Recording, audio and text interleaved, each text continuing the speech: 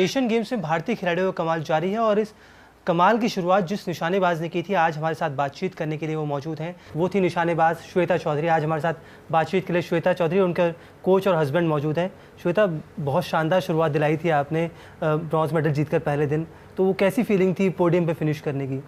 जब मुझे पता चला कि मेरा ब्रॉन्ज मेडल आया है तो काफ़ी अच्छा लगा कि मैंने मेडल की शुरुआत कर दी है पहले दिन पे ही। सबसे पहला मैच था हमारा 8 बजे, जब इंडिया में शायद 5 बजे थे हमारा मैच स्टार्ट हो गया था। तो जब मेडल आया तो मुझे लगा चलो सबकी आंखें खुलते ही मैंने एक मेडल तो दिया है। मुझे काफ़ी खुशी हुई इस चीज़ की। जो 10 मीटर पिस्टल इवेंट था उसमें फेवरेट हिना सिद्धू को भारत की तरफ से माना जा रहा था, और जो दूसरी निशानेबाज थी उनका भी जो पिछला कॉमनवेल्थ गेम्स गया था वो अच्छा प्रदर्शन रहा था। तो आपको सब अंडरडॉग्स की तरह देख रहे थे, शायद ज़्यादा किसी ने उम्मीद नहीं की थी, और तब अगर मेडल मिला तो क्या ज़्यादा खुशी थी या फिर एक लोगों को गलत साबित करने का एक ज़्यादा खुशी थी? दोनों चीज़ें थी। लोग एक्चुअली मुझे 15-16 साल हो गए हैं खेलते हुए, तो इतना लंबा करियर होना और उसमें कंटिन्यूसली परफॉर्म करना आसान बात नहीं रहती है। बीच में इंजरी के कारण मुझे काफ़ी डिफ़िकल्टीज़ भी हुई, परफॉर्मेंस काफ़ी लो चली गई थी।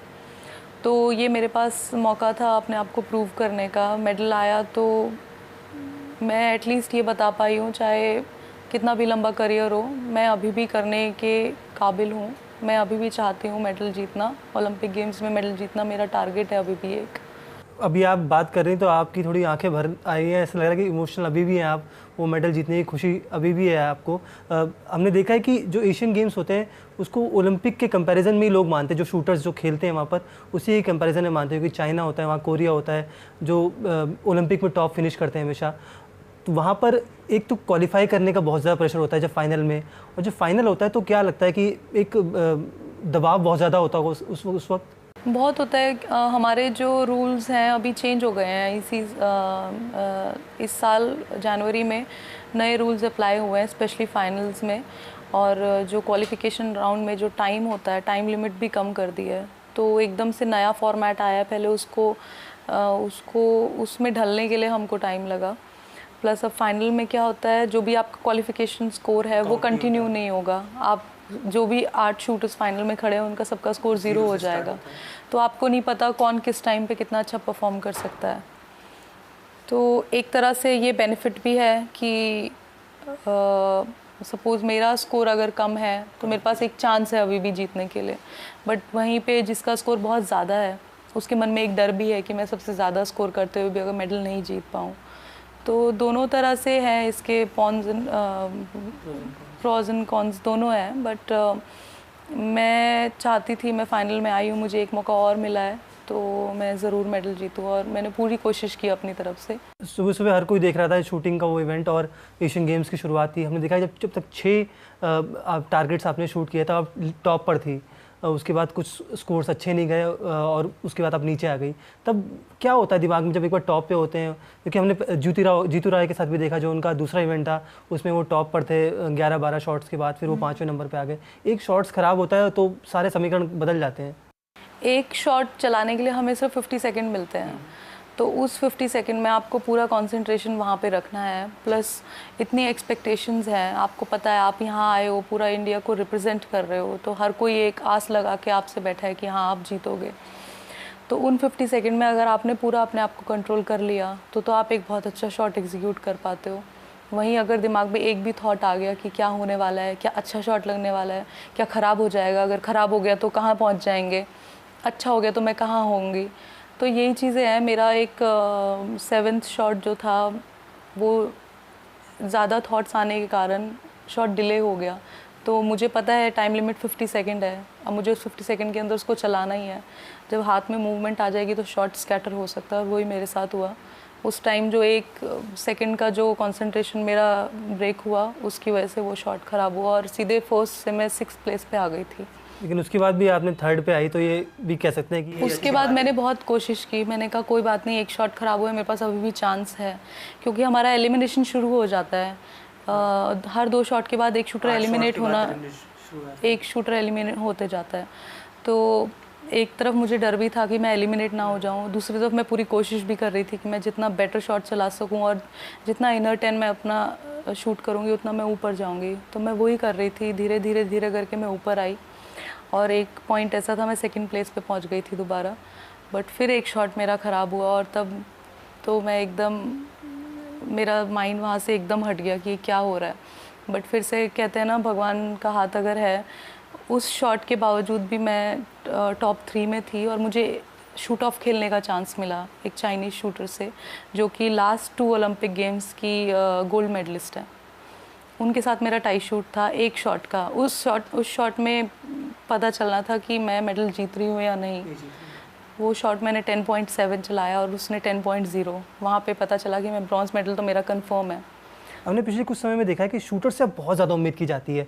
जब से 2008 में अभिनव बिंद्रा ने गोल्ड मेडल जीता, तो इस दबाव से फ़ायदा तो हो, इस एक्सपेक्टेशन से फ़ायदा तो हुआ ही है कि शूटर्स में ऑब्वियसली ज़्यादा मोटिवेशन आया होगा कि हम भी कर सकते हैं जब अभिनव कर सकते हैं। लेकिन इससे दबाव भी बढ़ा होगा कि हर बार हमसे गोल्ड की उम्मीद की जाती है, हर बार हमसे ज़्यादा अच्छे प्रदर्शन की उम्मीद की जाती है। दबाव भी होता है? बिल्कुल होता है। अब वो डिपेंड करता है आप किस तरह से ले रहे हैं उसको। आप एक पॉजिटिव वे में लेंगे तो आप और बेटर परफॉर्म करेंगे। अगर आप उसको एक प्रेशर लेंगे तो हो सकता है आप जो कर रहे थे आप उतना भी नहीं कर पाओ। तो ये तो हर एक शूटर पे डिपेंड करता है कि वो जो एक्सपेक्टेशंस है उसको किस रूप में ले रहे हो। कम दर्शकों को पता है कि 2006 में भी जीता था इन्होंने मेडल, टीम इवेंट में जीता था, लेकिन इस बार इंडिविजुअल इवेंट में मेडल। इतने सालों में आप, क्योंकि बहुत लोगों ने सुना नहीं आपके बारे में, आप 2010 की जो कॉमनवेल्थ चैंपियनशिप थी, कॉमनवेल्थ गेम्स नहीं, कॉमनवेल्थ चैंपियनशिप, उसमें आपने 2 मेडल जीते थे। उसके बाद क्या हुआ था? हमने सुना है कि बहुत आपको मेजर इंजरी हो गई थी। फरवरी में 2010 में कॉमनवेल्थ चैंपियनशिप थी, वहाँ पे 2 गोल्ड मेडल मैंने जीते। उसके बाद उस टाइम पे इतनी मेहनत मैंने की कि जो मेरे मसल्स हैं, शूटिंग मसल्स, वो ओवरवर्क की वजह से एकदम ऑलमोस्ट डेड होने वाले थे। और मैं इस चीज़ का, मुझे पता नहीं चला कि प्रॉब्लम कहाँ हो रही है। मेरी परफॉर्मेंस डाउन होने लगी थी और मैं ये समझ रही थी कि शायद मेरी मेहनत में कमी हो रही है। तो मैं एवेल्यूएट नहीं कर पा रही थी कि प्रॉब्लम कहाँ आ रही है, और मैं और मेहनत करती गई जिससे कि वो जो मसल्स है वो एकदम 2012 में आके एकदम डेड हो गई थी। मैं पिस्टल उठा भी नहीं पा रही थी अपने हाथ से। तब जाके जो मेरे स्पॉन्सर्स है ओलंपिक गोल्ड क्वेस्ट, उनकी मेडिकल टीम ने मुझे हेल्प की है। पूरा ट्रीटमेंट चला है मेरा 1-1.5 साल। अब जाके मैं इस कंडीशन में आ पाई कि मैं अपने आप जो मसल्स हैं उन पे कंट्रोल रख सकूं, जो कि मोस्ट इम्पॉर्टेंट है शूटर के लिए। टाइम पे एक आपका भी रोल बहुत बढ़ गया होगा जब इनकी इंजरी होगी। आप उनके कोच भी हैं इनके, तो कैसा था वो दौर? क्योंकि शूटिंग ग्रो तो कर रही थी इंडिया में, लेकिन ये भी लग रहा होगा कि आपको कहीं करियर ख़त्म ना हो जाए श्वेता का। मुझे एक चीज़ का विश्वास था कि श्वेता का करियर इतनी आसानी से ख़त्म नहीं हो सकता। She is the fighter. तो वो एक जो बैक वापस आने की जो एक ज़िद होती है वो श्वेता में हमेशा से रही है। और शुरू से जो श्वेता के कोच रहे हैं वो श्वेता के फादर रहे हैं। तो उन्होंने एक जो शुरू से जो कोचिंग दी है वो इतनी स्ट्रॉन्ग, मेंटली इतनी स्ट्रॉन्ग कोचिंग दी है कि कितनी भी अपोजिट कंडीशन में भी आप अच्छा परफॉर्म कर पाएँ। लेकिन बॉडी का समटाइम्स अगर वर्क ही नहीं कर पा रही तो देन आप क्या कर सकते हैं। तो उसके लिए मैं स्पेशली थैंक्स दूंगा OGQ का, कि उनकी मेडिकल टीम, उनकी फिजियो पूर्णिमा एंड वीरेन, बहुत सपोर्ट किया उन्होंने और एक अच्छा ट्रीटमेंट देकर उसी मसल्स को फिर से वापस एक्टिव करके श्वेता आज ये कर पाई है। इसमें श्वेता ने बहुत मेहनत करी है। पर डे 8 से 10 घंटे हम प्रैक्टिस और उसके बाद free physiotherapy and medical sessions होते थे। तो ये एक बहुत लंबा पीरियड था इस मसल्स के लिए और एक शूटिंग के लिए। आपने उस चोट के बारे में तो बताया जो अभी आपको थोड़ी परेशानी दे रही है, लेकिन हमने सुना जब आपने एशियन गेम्स में मेडल जीता तो आपने बताया कि कैसे शूटिंग की शुरुआत करते हुए आपने अपने आप को खुद ही को एक गोली मार ली थी। वो तो सबसे पहला एक्सपीरियंस रहा है मेरा। पहली बार शूटिंग रेंज पे गए थे, मैं और मेरे ब्रदर दोनों गए थे, पापा लेकर गए थे। तो वहाँ पे मैं, पापा की और एक और अंकल खड़े हुए थे, उनकी बातें सुनने लगी। तो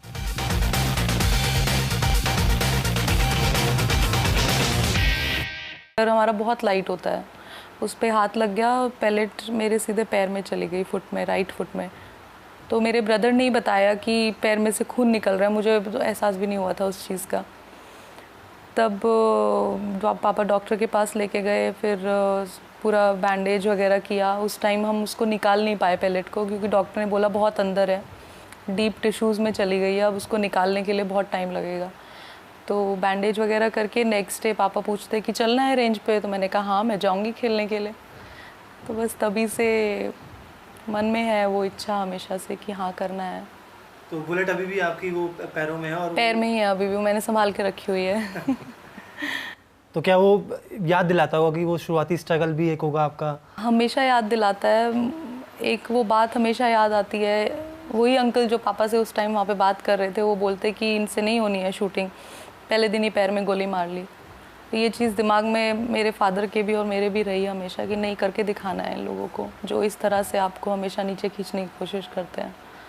अब आपने एशियन गेम्स में तो ब्रॉन्ज मेडल जीता है, लेकिन हर एक निशानेबाज या फिर हर एक खिलाड़ी काम एक सपना होता है जो ओलंपिक स्पोर्ट्स में पार्टिसिपेट करता है कि ओलंपिक में मेडल जीता जाए। तो क्या लगता है कि आपकी तैयारी इस लिहाज से भी पक्की है कि ओलंपिक में जो 2 साल बाद होने हैं वहाँ मेडल जीता जा सकता है? देखिए मेरी कोशिश तो यही होगी कि मैं पोडियम पे पहुँचूँ। अभी एक अगर देखा जाए तो मेरी तैयारी 50% भी नहीं है ओलंपिक्स के हिसाब से। अभी बहुत तैयारी करने की ज़रूरत है। सबसे पहले अपनी जो इंजरी है इसको पूरा ठीक करना है। अभी तक मैं पूरा रिकवर नहीं कर पाई हूँ उस चीज़ से। तो फर्स्ट ऑफ ऑल जो फिज़िकल फिटनेस है उस पर ध्यान देना है। देन मेंटल ट्रेनिंग मेरी डेली चलती है, उसमें और स्ट्रॉन्ग होना है। टेक्निकली मैं काफ़ी साउंड हूँ मुझे लगता नहीं, बिकॉज मेरे पापा ने मुझे ट्रेनिंग दी है और जो बेसिक्स हैं मेरे बहुत स्ट्रॉन्ग है। तो मेनली जो फील्ड है मेरी जहाँ पे मुझे ध्यान देने की ज़रूरत है अभी वो फिज़िकल फिटनेस और मेंटल ट्रेनिंग ही है। तो मुझे लगता है मैं ज़रूर कर पाऊँगी। नेक्स्ट ईयर तक अपने आप को प्रिपेयर करूँगी फर्स्ट ऑफ ऑल कोटा जीतने के लिए। तो चलिए, उम्मीद है कि जो आपका ओलंपिक में मेडल जीतने का सपना है वो पूरा हो और देश को एक और मेडल मिले ओलंपिक में शूटिंग के ज़रिए। तो सुना आपने कैसे श्वेता ने बताया कि अब उनकी कोशिश एशियाड के बाद ओलंपिक के लिए होगी, ओलंपिक में मेडल जीतने की होगी और यही उनका एक अगला लक्ष्य है।